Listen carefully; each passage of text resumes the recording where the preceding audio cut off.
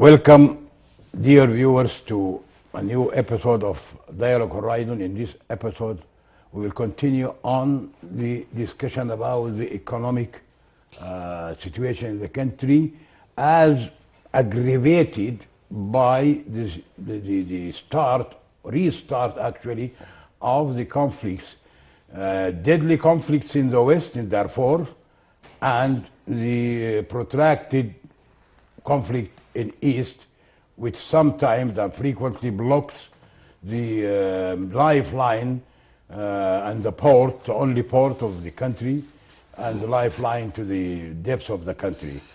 But last week or the last 2 or 3 weeks, unfortunate and sad conflicts, deadly conflicts, started to resurface in Darfur. Darfur, since 2003, almost 20 years, it was in turmoil and conflicts and killing and confrontation between the struggle movements and the army, till it culminated in the successful ratification of the agreement, peace agreement in Juba in October 2020. But the restart of the conflicts and the deadly ones in Darfur casts a very bad picture, which will definitely have its effect on the economy of the country. That's why I'm happy to host our friend, economist, Dr. Yasser Al-Ebaid. He is, apart from being an economist, he also worked in different organizations in different countries in Africa, and he's fully aware of how the fragile systems were in different parts of Africa and what was the effect on its economy. And some very few countries like Rwanda succeeded in overcoming the difficulty, and they went in development and reconciliation, perfect reconciliation, which is similar to what happened in South Africa by Nelson Mandela, and now in Rwanda by Paul Kagame. Now Rwanda is considered one of the safest and the peaceful and the fast-growing economy in Africa. Welcome, Dr. Yasser Al-Ebaid, to be with us in this episode. Thank you very much, Mr. Dr. Engineer Baharaz, of having me in this episode on Dialogue Horizon, and my regards to all the people behind the cameras. Thank you. Okay, Dr. Yasser, my first question is about, we start with Darfur, because this is the last thing which is happening, and it's still till this moment we are talking in this episode, it is still going on happening. The conflicts similar to exactly to the conflicts which started or erupted in Darfur 20 years ago. It started by small fightings, tribal, until it came to be kind of regular wars, civil war between the army and the army struggle. And definitely this will have its effect, negative effect on the stability and economy of the country. What can you tell us about your feeling about the eruption of the deadly conflicts in Darfur, which is going on now for almost 1 month? Thank you very much, Mr. Baharaz. I think so the conflict in Darfur and the crisis of Darfur is started a long time ago, even before the event. That issue, in fact, is being carried by different governments throughout since independence also, and it became one of the biggest issue around the world. Darfur became one of the famous war and one of the famous conflict around the world, and Darfur issue became that time it's really one of the disasters around the regions of Darfur. And Darfur is immense because Darfur, the location of Darfur is really having so much significant issues from the resources side and from the conflict around the neighboring countries. Because Darfur is neighbor to different neighbor, Chad, Central Africa, Libya, and most of these countries are having so much conflict internally, and that internal conflict, in fact, is being exchanged by the rebels and by the others whom are being selling the whatever the arms and whatever. So this is why the Darfur has got so much instability from long time, and because of the four resources also that's another issue, and the competition around international competition, and the international community also is being there. And because of the four having so much resources and so much reserves of many minerals like titanium, uraniums, like fluoride, like gold, also many. This is why Darfur has became one of the focus region in the area, and because of that, it became also one of the trade center for the whole neighboring countries, like Niala, like whatever those, and Jenin also is one of the main center for trade center for the whole neighboring country. This is why having, and the problem of the war is being through the maybe more than 10 years. It became one of the issues, important issue between the arms groups and the governments, which is having many time having so a lot of round in the Abuja, Nivasha, in it's Machakos or whatever. So a lot of issues in Doha also, because the main groups, the government and the armed groups, they want the peace, but the problem is they didn't agree about the issue, the main strategic vision on how to rule the country, how to rule the region, how to rule the resources, how to rule the people, because of the content of the tribe there, and the ethnic problem is one of the biggest problems, because there is a war between the farmers and The nomads, yes. and farmers. Yeah, that's the main issue around the sources, the water, the lands and whatever, like in west of Darfur, between Salit and Arab.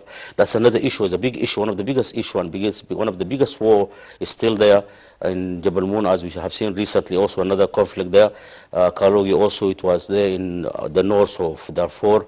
So all these issues between, sometimes you can get, even in one tribe you can find a lot of conflict in one tribe and one ethnic, yes, fighting together, and that needs a lot of strategic vision on how we solve this problem, because as we know, Darfur is a land of opportunity, a land of resources. Darfur has a lot of resources. That is why all the people now having so much problems, and we have a lot of refugees and a lot of displaced people there. Still people there in the refugees camps, and nobody is going to the production and doing a lot of. This is why still the agriculture is being now idle. There is no even no. You can't see that we have a lot of activities there, especially in and in fact Darfur is one of the biggest region in animal resources in Africa. So animal resources and mineral resources and all type of resources are there in Darfur, and still the conflict is started. But Dr. Yasir Al-Abid, what about the Juba Accord, the Juba Agreement, which was signed almost 2 years ago in 2020, 1 year and almost 1 year and a half? Yeah. And does this mean that the eruption of the fighting again between in Darfur, does this mean that the agreement is not successful, or why the agreement did not address issues like this, or maybe in the implementation, because of the delays on the implementation of the articles, the agreed article in Juba, till now nothing in Juba agreement was done. Why agreement in Juba did not stop new wars in Darfur? It will never stop the war. In fact, let me tell you something. The agreement in Juba, it was one of the best, I think so, agreement throughout, from very long time of all these rounds. One of the good, because it touched all the issues and all the problems in Darfur. And when it came to the implementation, the problem was the implementation. The problem is not the agreement and the signing the agreement and whatever. All the parties are just satisfied of the agreement. But the main issue is the transitional government. The government is very slow on how to implement the whole terms and condition of because there is some of the payment should be there, about 700 millions to be paid to Darfur institution or to the whole. Up to now, it's not being paid. Now we are going to the coming year, and still the problem is there. It's not being paid, and it's not being because the displaced people, the refugees people, they want to come back. They want a lot of expenses. They need a lot of. They want the utilities. They want the infrastructure. They want. That's all cannot be. The conflict is still going to be there. As far there is camps there, there is a refugee there, there is displaced people. There is so much problem there. So if you are not going, at least this is a scratch issue in the terms and condition. You have to take these people to their homes now. Up to now, So you mean it's still now. you mean the implementation of the agreement is all about availing funds money? It's true. But unfortunately, when money started to flow, the suspension after 26th of October, all foreign money was suspended, It's true. and it will take time to resume the funding. And even the Dr. Jibril, he mentioned that in the media yesterday that they were supposed to receive about 650 million from the World Bank to be added to the revenues of the budget of 2022, plus other 150 by I don't know, by America. All this suspended. So this will add to the gravity of the problem of Darfur, because nothing can be implemented to appease the people who are waiting. As you said, the displaced people, they want to go back. Those who lost their land, they want to go back. They want to cultivate. So do you think this also will add to the problems of Darfur? Absolutely. The suspension came because of the international community. They cannot pay any money without terms and condition. So without stability, without implementing the whole agreement, because they are part of that and they are witness on that agreement in Juba, and they cannot release that money until the government or transitional government, at least to implement a lot of terms and conditions regarding in the on the that's a conference of the donors. So the conference of donors having so much, especially in this being released immediately, the money up to now been suspended again. Another 700 also from United States of America and from the IMF, from International Bank also been suspended, and that's one is to be resumed again. It needs a lot of maybe time, so at least you have to implement the terms and condition of the donors and the International Bank and in Juba agreement also.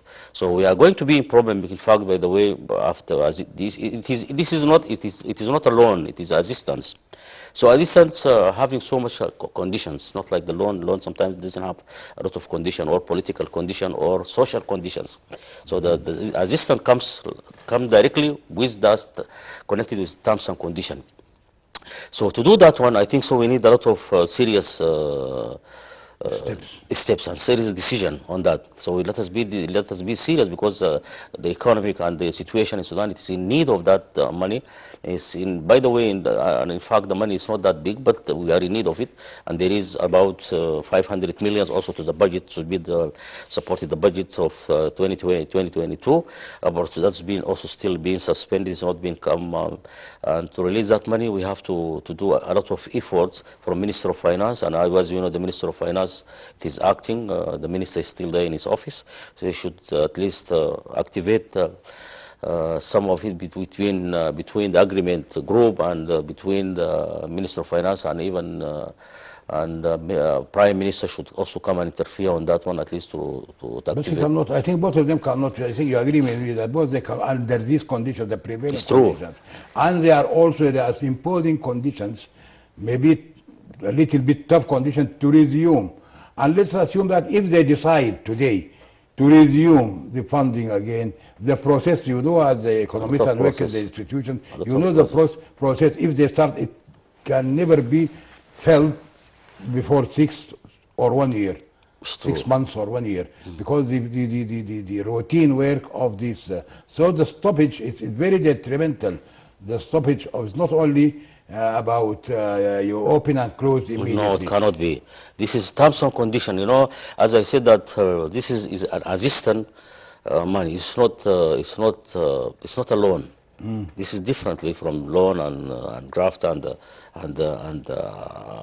a grant. it's a grant. Free. Sorry, it's a grant and it's just like a grant, but a grant with a lot of terms and conditions cannot be released like that without terms and Without conditions. some conditions. Yes, Yeah. because it is facilitated just like for the human.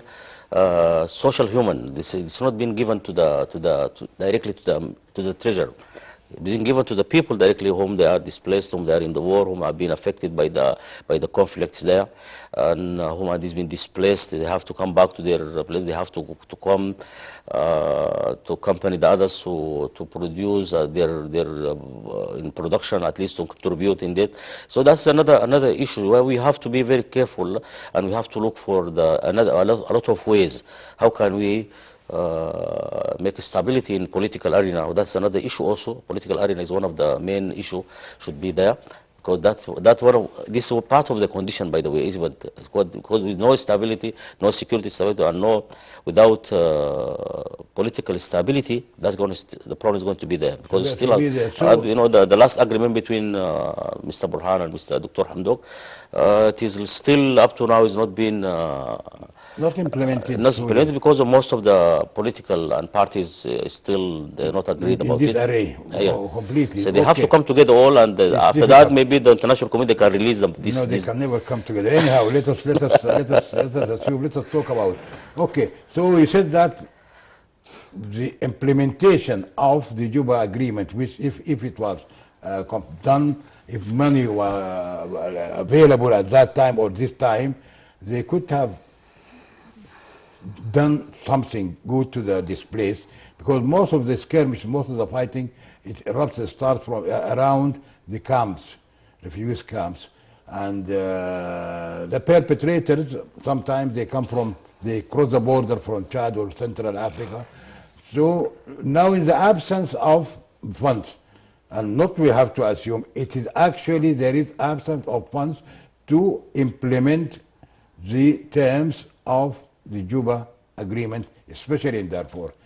So the only way for the authorities is to use force to quell the fightings or the confrontations. And that is why we heard that a committee, a joint committee, military committee for Darfur, joint committee, army, rapid support, police. This is a joint committee to intervene. So once they intervene, do you think this will quell, will stop the issue of the fighting confrontation, or it will be something like firefighting? You fight fire here, it goes there like this. What do you think? Now they have to use force. They have to use some kind of security measures. I think the security measures should be there, but also the social, the political also ways and social ways there, because as you know that the problem of Darfur, it's not cannot work with the government and security like that directly, because they have a lot of problem there of this traditional management there, and those people who are managed traditionally, whom the sheikh and whatever, so they have to interfere also to reduce at least the conflict between the tribes. So that the problem cannot be solved by force, armed force, or by security or whatever. So that it needs a lot of handling, a different handling, social handling and traditional and local handling there. Otherwise, it's going to be still the problem is going to be there, because they can't listen to others without listening to the local leaders there. So we are in need of local leaders whom they are not connected with parties or not connected with political parts. We should get at least the main leaders there and try just to solve the problem between and the issue. It's in fact by these tribes and whatever, as we mentioned, that between the lands and the water and the other things, which is resources. So that is a main issue, because we call, as we know, that the ways of that, we call it masarat in Darfur. That one sometimes, as you know, is a lot of problems come in that. the home they are working in the agriculture, the camels come there and the cattle they come there and all the animals try to just to interfere there to get part of their food from the agriculture and from the crops there. The main problem. So that cannot be solved by security or by force or by armed force. We are in need of a vision how we solve the problem, because the problem now, therefore, Juba agreement cannot solve the problem like that. It's very difficult. It's very difficult to solve it like that. Therefore, issue is very complicated issue in therefore. It's not an easier, and it's not like that. It's maybe in tribalism problems in any state. That's complicated. What is really, Dr. Yasser, what is really alarming is the reaction of the international community. They started again to put Sudan in the crosshairs, and therefore, as an area of used to be area of human rights abuses, area of genocide, area of using excessive force. Now, the international community is now looking and paying attention. They started again to pay attention to the conflict in Darfur, which is something very sad and unfortunate. Plus, what you said is the political turmoil or the political instability. Now, the country for almost 2 months without government. All this will add and aggravate the situation in Darfur. So, what do you think? What is the role of Abdul Wahid Mohammed Noor? Abdul Wahid Mohammed Noor already he was not part in the Juba. Abdul Wahid and Al-Hilu in Kordofan, South Kordofan, in Nuba Mountain, in Kauda, and Abdul Wahid right in the middle in the Jabal Marra area. He had also forces, and both of them they refused to join hands in Juba Accord. Do you think that is there any element of interference, or the area is far from his domain of Abdul Wahid? What can Abdul Wahid do to help in this conflict in Darfur? The first side of the question of the human rights and whatever, so that one gradually we can go to that problem using the human rights. Like before, we're going to go to this action if we are not going to solve the problem at this time by logic or by. If you are not going to solve the problem, all of us, at least all the officials, all the parties, all the whom concerned on this problem, the problem is going to be, in fact, by the way, it's going to be one of the biggest problems. Again, it's going to resume the fighting and going to resume the crisis again. If we are, at least we are going to look for this region as one of the important regions in Sudan and part of the Sudan, of the body of the Sudan, we have to solve the problem. Abdul Wahid Mohammed Noor is still is a very important part. It's not part of Juba agreement. It's not part of Juba issue, but he's one of the biggest players in the region in Darfur, because in Jabal Marra, as we know that Jabal Marra is located just by in three states, in north and middle and south Darfur. So that's the biggest issue. So we don't want, at least this armed movement. They have to come because this is their country, this is their region, this is their. So any agendas they want to implement it there is going to be a problem. So the problem is going to continue for the next generations and generations. So we have to look for at least for a solution. Let's come together. How can we develop our region? How can we develop the region? How can we develop the people there, even the human there? So a lot of efforts and a lot of challenges there. We have to put it there. How can we solve the problem? So we need a proper vision for the politically, security-wise, and economic and social even, because as we know the problem now, this region is being threatened by whole the region, by Chad, by Mali, and as you know that the smuggling of the arms, smuggling of the bullets, smuggling of the cars, smuggling of the four-wheel drive car. That's a big challenge. So the main problem in Darfur now, and one of the biggest reasons to Darfur, the arms. Yes, the main problem, because now before people they don't know that type of fighting. The fighting was just by traditional arms, and now we became now with doshkas, with heavy artillery. RPGs. A lot of the biggest arm there is being smuggled to Darfur. That's the biggest issue. All the tribes now having that type of arms and whatever, and all the youth even they have that culture. It's become just like a culture. So you have to have your arms there in front of you. Otherwise, anytime your tribe just call you, you have to go and fight. That's one of the biggest disaster there. In fact, The big how can we disadvantage. solve the problem? No, this is became it's going to be a problem. It's going to just maybe to going to finish the region. In fact, if we are not going to, this is our voice now to all the intelligentsia there, all the experts, all the people there, all the leaders of the four political leaders, arms leaders, and even traditional leaders and social leaders. They have to come together. How we have to solve the problem, because the arms now is became one of the biggest threatening issue there. And how can we now try to stop that? We have to start with that The one. challenge. Yes, we have to start with that challenge. But you know also not only Abdul Wahid, this goes also to Abdul Aziz Al Helo and South Kordofan in Kauda. It seems that both leaders, both commanders, Abdul Wahid and Al Helo, they are not sure about the political stability. They anticipated, and maybe they are right now. They they were very far-sighted. At that time, okay, Al Hilu met Hamdouk and invited Hamdouk Yeah. to went to Kauda, but he was accompanied by a foreigner, somebody I don't know who Yes, is. yes, true. And he went to Kauda and he was well received. Hamdouk was well received by the people of Kauda.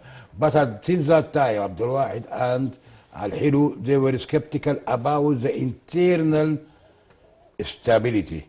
They say that they cannot come and sign agreements with people who can all of a sudden disappear from the picture of the governance of Sudan. That's why what is happening now in the country in the last 2 months proves that they might be correct, that they want something very stable on which they can lean, on which they can sign agreements that can be implemented. Now, Juba agreement, which is primarily on Darfur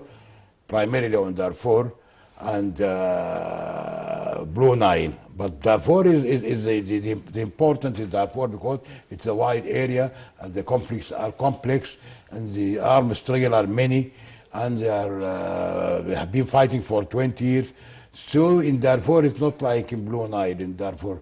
What happened in Darfur, this means that the agreement on Juba couldn't address the issue which led to the eruption of the war in Darfur, or maybe due to the.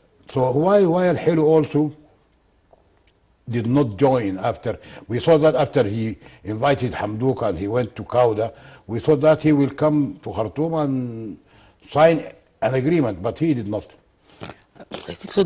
In South Kordofan is completely different from Darfur. The content there and the tribalism problem and tribe problem and the resources problem is completely different. The problem maybe is a little bit, it's not like that. There in Darfur, the problem is too big. And it's a very huge issue because of the tribalism problem between Arab, between the Masalid, between whatever. Those type of things is really interrupted the region so much. Here, the content and the tribe, the tribes, most of it is similar to each other, and maybe they are living in a peace way. They don't have any problem. In fact, by the way, even there is a lot of Christian there, and still they are living in a peace there and in peaceful way in South Kordofan.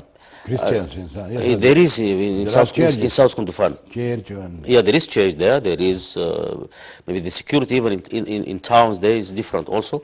There is a small problems also of lands there. It is there and the resources problem because now, as we know, there is a lot of investors there. They went there to South Kordofan. They try to invest in different minerals and whatever, but they having so much problems between the local people.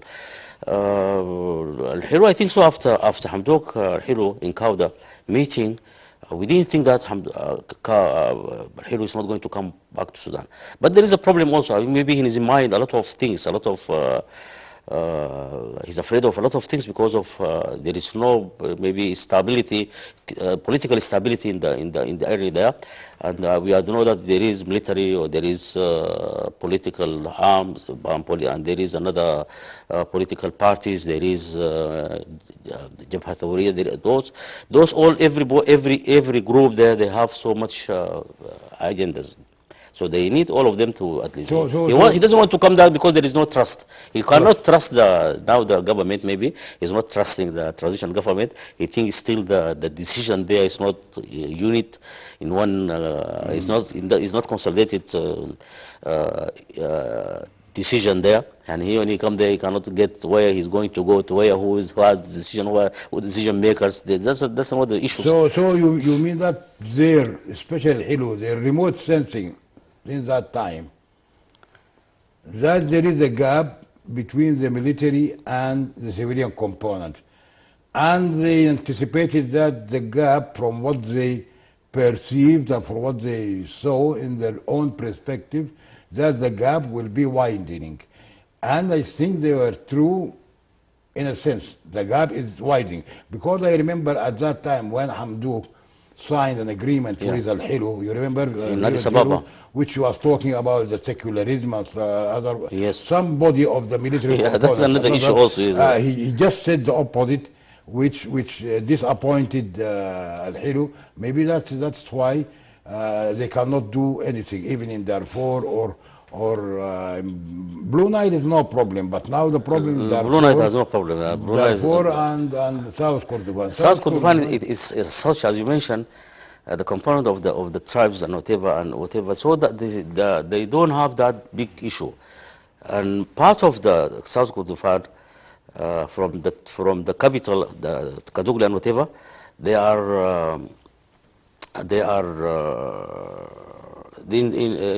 it's living in peace. Only maybe Kauda is part of still in under Al-Hilo supervision. That is another issue. We know the problem of South Kordofan.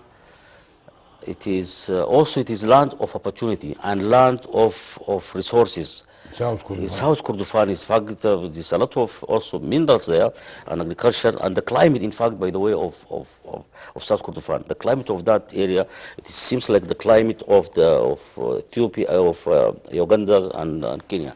And you can grow a lot of things there, like coffee, like tea, like as you know that there is a lot of test there being tested there.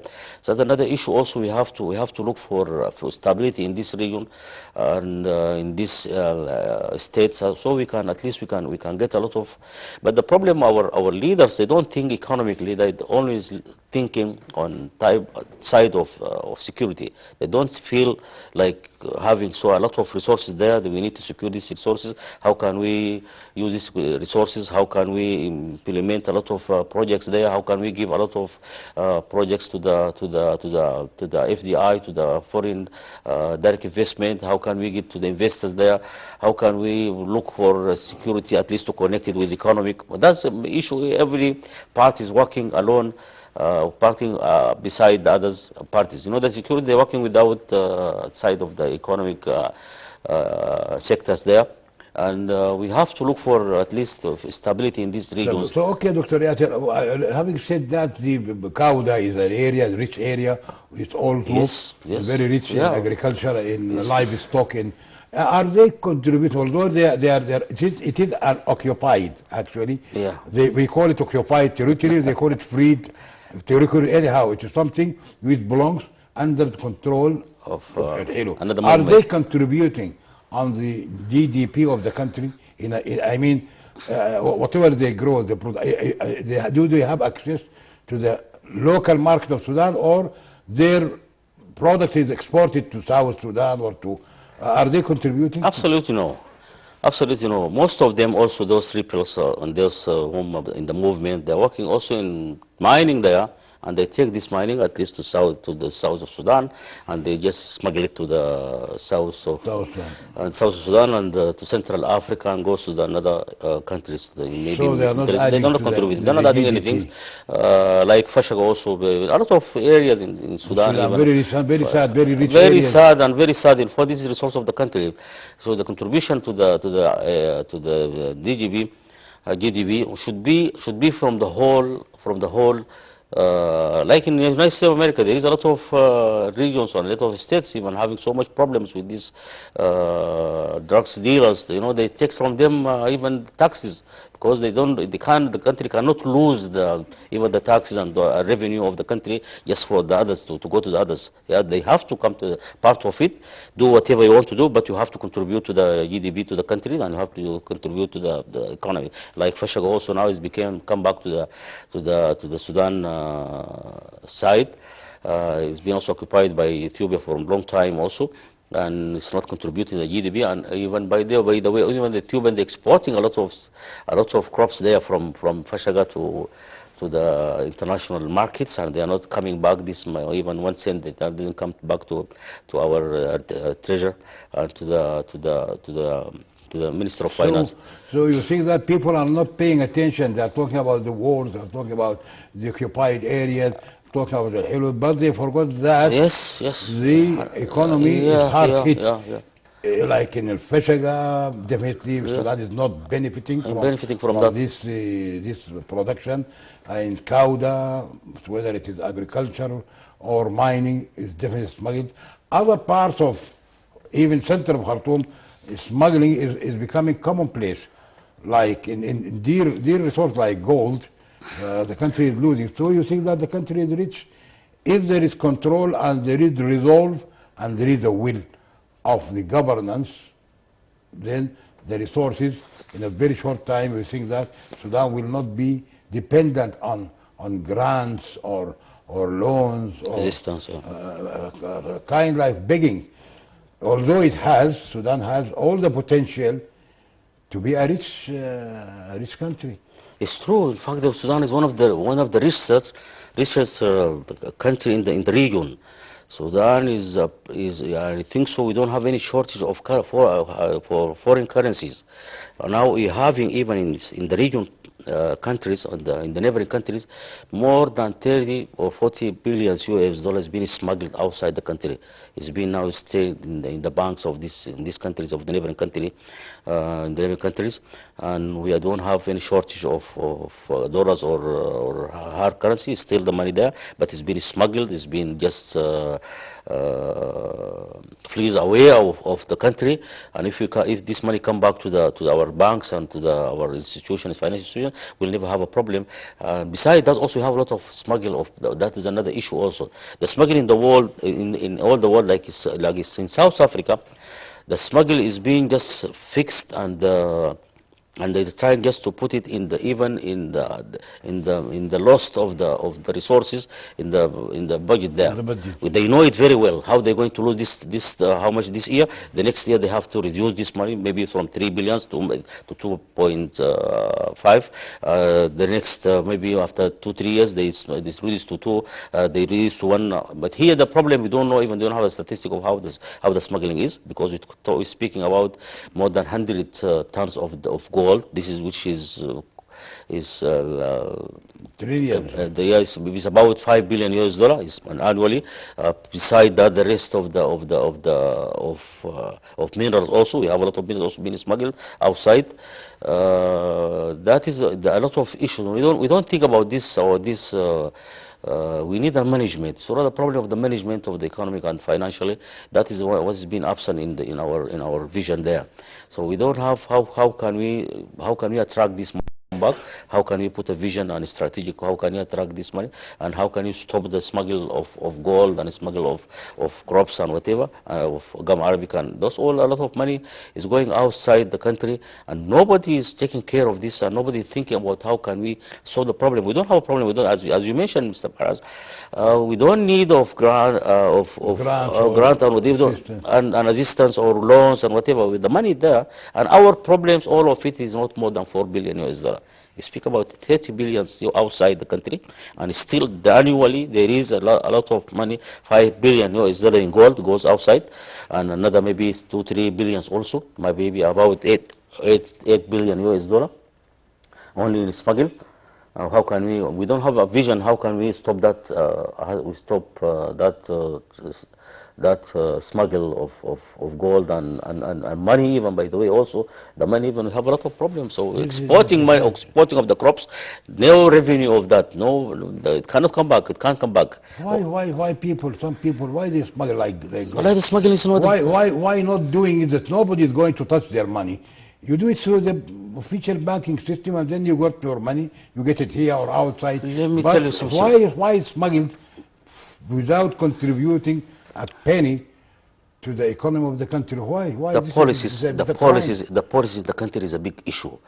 The policies of the issue, the financial policies and the monetary policies and whole total policies of the country has a lot of problems. Changing of the policies within 1 year, 100 times, that going to miss the trust. The money is without trust, without confidence, cannot goes with you. You know, these people, they don't have trust in our institution. They don't have trust in our financial institution. They don't have trust in our banks, in the banks. So, even a central bank, we have to look for strong and proper policies. So how can we attract this money with a package of benefits of interest to those people who are working outside? How can we attract the money from expatriates? They also they're putting their money outside. They dealing even in exploration with those traders and those whom they are working in smuggling. They're working together with them, and there is a lot of friendship between them and those expatriates. Let me just, this is very, very clear. Let me go, this reminds me of something very important which happened 2 days ago when the chairman of the Sovereign Council, General Burhan, he openly attacked, pointing the fingers to some foreign involvement in inciting certain groups of the country, from the civilians, or I don't know. But why did he opt for this very hostile accusation of some, without naming? But he said there is some involvement of some diplomats, foreign diplomats, in the minding the country's affair, and threatening that he will not allow this, and they have the means and the guts to stop it. Why did he say this at this time? I think so. The transitional government came, those parties whom they came together from different sides. So each party have a lot of agendas with maybe outside, maybe they have a lot of things, they have a lot of issues with other countries, and those countries, they try just to interfere internally in political arena. It is very clear that one from long time.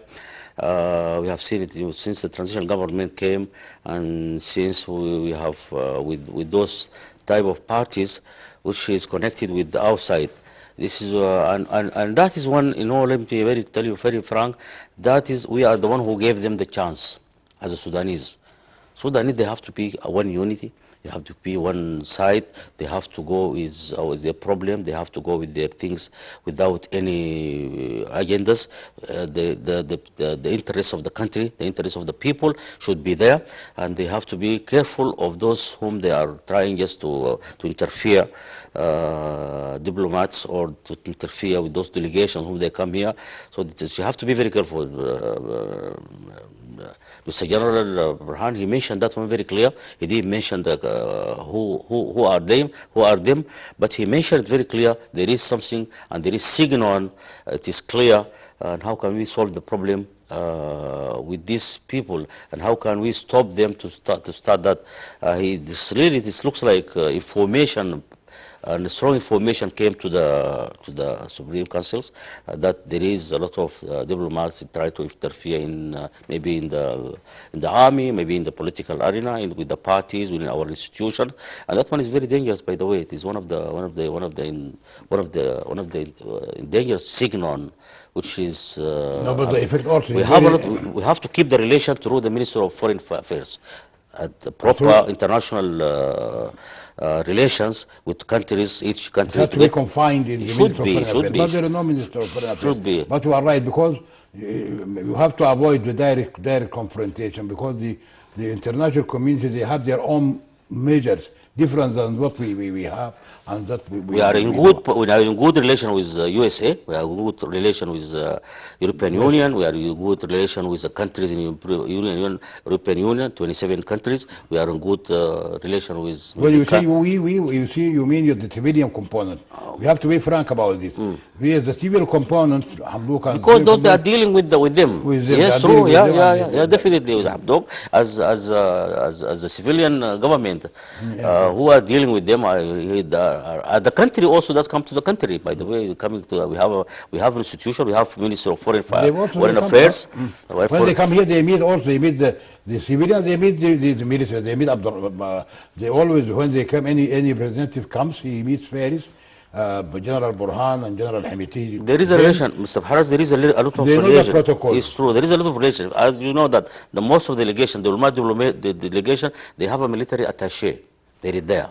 So he has to keep the relation between this military attaché with army here in Sudan and any country. We have a military attaché in each country there. All the countries we have, like all neighboring countries, like international community there, all the country around the world.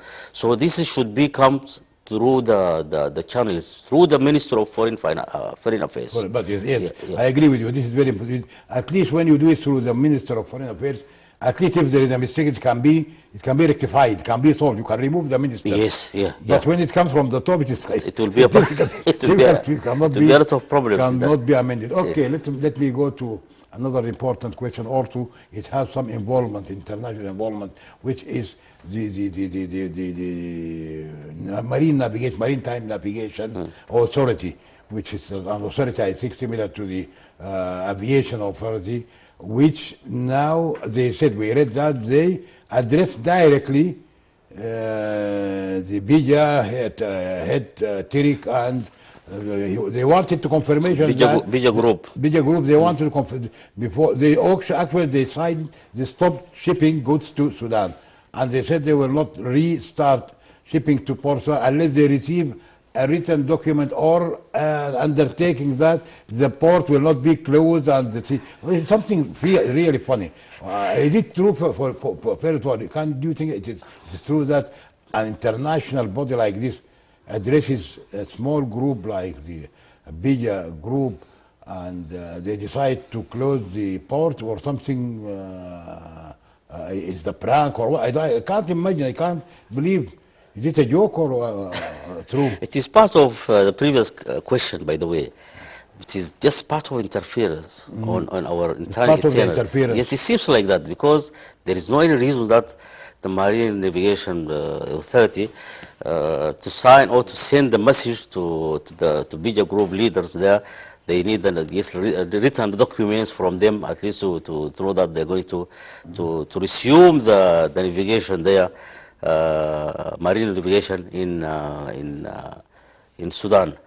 It seems like very strange, or the joke. Very strange. Yeah, very strange. It's very strange, by the way. But because this is going to, maybe the government is not going to leave these things to go like that. It should be interfere. They have to look for a way how to send the message to this marine navigation group authority. They have to write this clause to the Minister of Foreign Affairs. So yes. Foreign Affairs is going to send it to the right Sudan ports, or the right channels, at least to reply them. We're going to do this. Our steps like this. Our discussion with Bija Group is going to this. Maybe within 2 weeks or 1 week, we're going to open the ports, all of it, and that should be like that. Otherwise, that type of of treatment with Bija group. Bija It's group is just part of the Bija group is a tribe, the tribe parties. one of They are 500 not a tribes. political party. They are not even. They are not an institution. Is just a registered institution in Sudan. But I don't know. It's something very strange. Very, very funny. I don't think Maybe it is not. We have to investigate that one.